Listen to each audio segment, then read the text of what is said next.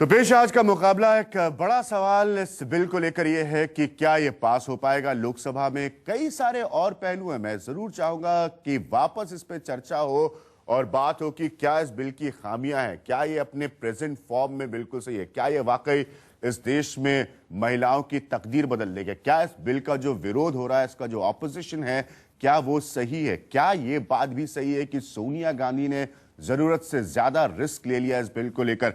चार बहुत खास मेहमान मेरे साथ मौजूद हैं इस प्रोग्राम में। उन सब के बारे में कुछ भी कहने की जरूरत नहीं है, उनसे सिर्फ आपकी मैं मुलाकात कराऊंगा। उमा भारती मेरे साथ मौजूद है भोपाल से आज मुकाबला में इस पर चर्चा करने के लिए।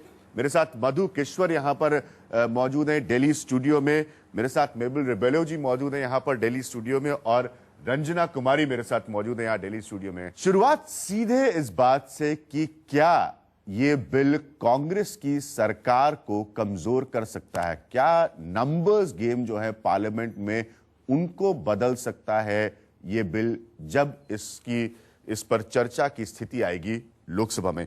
मेबल रिबेलो जी, एक बात, राजनीति में रिस्क लेना पड़ता है, क्या आपको लगता है सोनिया गांधी ने जरूरत से ज्यादा रिस्क ले लिया? नहीं, उन्होंने कैलकुलेटेड रिस्क लिया है। हाँ। जरूरत से ज्यादा रिस्क नहीं लिया है। हमारे पास नंबर्स है।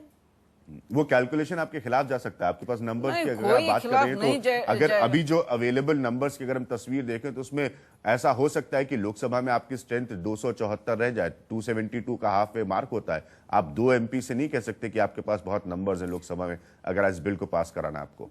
ऐसा है, ये बिल को पास करने के लिए बीजेपी और लेफ्ट हमको सपोर्ट कर रही है। अपने पास नंबर्स है, आप थोड़ा नंबर्स निकाल करके देख लीजिए, कोई प्रॉब्लम नहीं है। ये है ना, लोग सोच रहे हैं, तरह तरह का डिस्कशन हो रहा है, बातचीत हो रही है, यही है। और मीडिया सबसे ज्यादा प्रॉब्लम क्रिएट कर रही है, कुछ न कुछ लिखते ही। मीडिया थोड़ा चुप हो जाए, नंबर्स अपने पास है और ये बिल लोकसभा में पास हो जाएगा। मीडिया को थोड़ा रियलिस्टिक अप्रोच लेना चाहिए। प्रॉब्लम क्रिएट कर रही है आपके नंबर्स ना होने के सिलसिले में प्रॉब्लम क्रिएट कर रही ऐसा है, या बिल ना पास होने में प्रॉब्लम क्रिएट करने का मीडिया का काम है हमेशा। कैसा थोड़ा सा लोगों को उचका दें, यही मीडिया करते रहती है। मीडिया थोड़ा सा रियलिस्टिक अप्रोच रखे। मुझे लगता है मीडिया का रियलिस्टिक अप्रोच आपके हिसाब से क्या होना चाहिए? बिल्कुल, ये बिल बहुत अच्छा तरीके से लोकसभा में पास हो जाएगा। अभिज्ञान, अगर ये सही है तो ये कॉन्शियस वोट, सीक्रेट बैलेट होने दें। अगर इनको अपने नंबर्स पे इतना एतबार है तो ये दादागिरी की राजनीति छोड़ दें, क्योंकि मीडिया को भी कह रहे हैं डिस्कशन मत लाने दो, कोई इस पे सवाल जवाब मत। पार्लियामेंट्री डेमोक्रेसी का एक फंडामेंटल प्रिंसिपल है, कोई भी कानून लाया जाए उसको थरली डिबेट किया जाए, खासकर जबकि कॉन्स्टिट्यूशन अमेंडमेंट होना है। और ये 14 साल से स्टेलमेट इसीलिए बना हुआ है कि डिबेट नहीं होने देते, पास कीजिए। और अभी भी डिबेट की बजाय विप, ये विप फ्लैश करके कानून क्यों लाए जाए? आप कह रहे कॉन्शियस वोट होना चाहिए, आपका ये कहना है कॉन्शियस वोट। इन्हें कॉन्फिडेंस है कि कांग्रेस पार्टी करेगी, बीजेपी करेगी, सीपीएम करेगी, तो मैं चैलेंज करती हूँ इनका भी बिल कॉन्शियस वोट पे जाए। और जो हमने मानुषी ने एक ऑल्टरनेटिव बिल पेश किया है उसको भी कॉन्शियस वोट पे, और भी कोई सुझाव है ले आइए।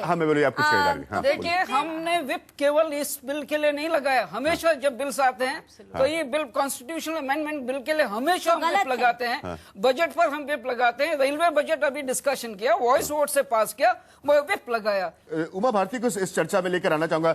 उमा भारती जी, आप एक पॉलिटिशियन भी हैं और आप राजनीति को भी समझती हैं। आपको लगता है सोनिया गांधी ने जरूरत से ज्यादा रिस्क ले लिया इस पर? मेरे को नहीं मालूम है कि किसने किस इरादे से बिल का समर्थन किया या विरोध किया।